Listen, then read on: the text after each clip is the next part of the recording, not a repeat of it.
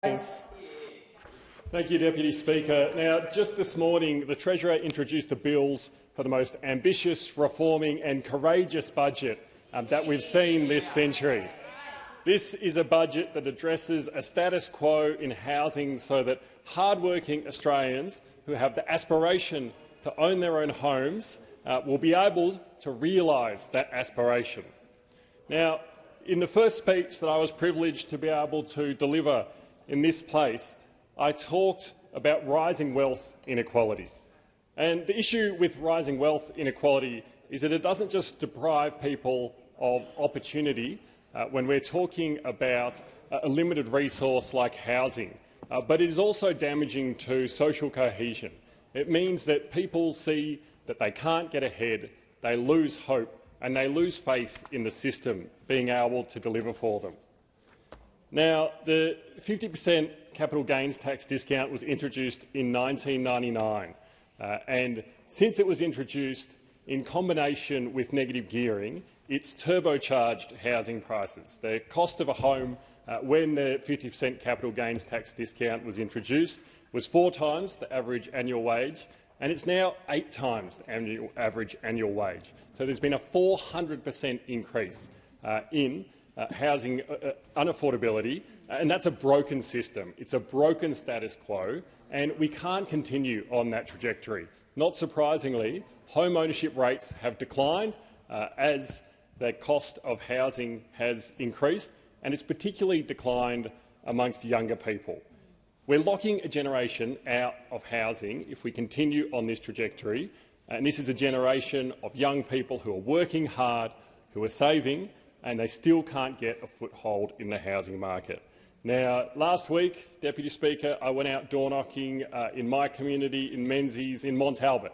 Now, Mont Albert, for those that are familiar with Victoria, is not a particularly low socio-economic area. The houses there are pretty big, and I was curious to see how our budget measures had gone down there. I do a lot of door-knocking because I think it's really important to get feedback from locals on the measures that we're taking. And I think it's the best way to get honest feedback, having a conversation with people at their door. Now, I knocked on the doors of younger people who were living in the electorate, and not surprisingly, they really welcomed these changes.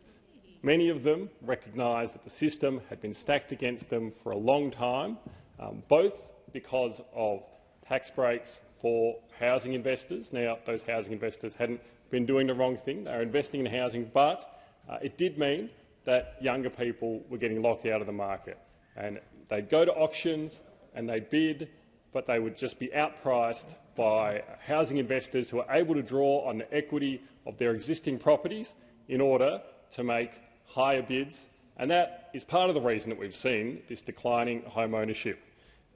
Now, we also have had many people contact my office, not just after this budget, but prior to this budget, talking about the housing system being broken.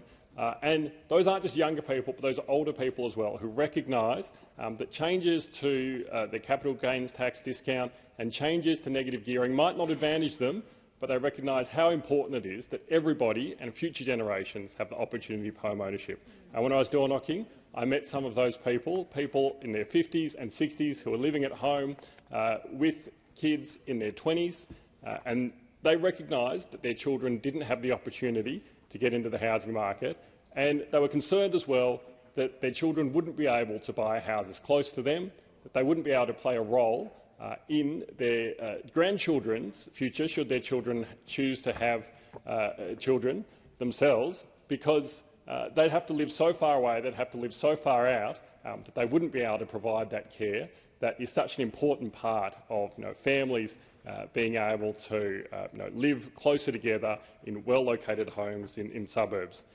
And so that's a trajectory that we can't continue on. We also have a youth advisory council in my electorate. These are young people aged 16 to 24, and a really common thing that they'll say is that they think that they'll never be able to own their own home. And so that's why we need to make sure that we're making these changes and addressing this both growing wealth inequality, but also a generation that's locked out of housing, and that's exactly what we're doing. And importantly, we're still allowing negative gearing to be made available for new homes and that's because we know that we want to increase supply to